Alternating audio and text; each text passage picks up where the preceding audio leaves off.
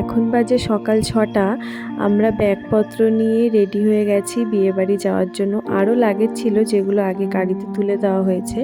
তো আমরা সবাই রেডি হয়ে গেছি আর আমাদের গাড়িও চলে এসেছে। এখনই আমরা বেরিয়ে যাব।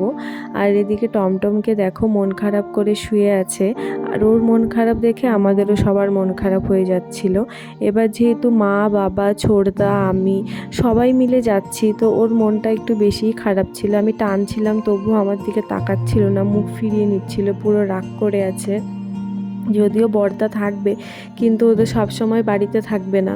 তাই আর আমার যে বিয়ে বাড়ি যাওয়ার আনন্দটা ছিল সেটা ওর মন খারাপ দেখে মনে হচ্ছিল কমে যাচ্ছিল। আমার আর যেতে ইচ্ছে করছিল, কান্না পেয়ে যাচ্ছিল।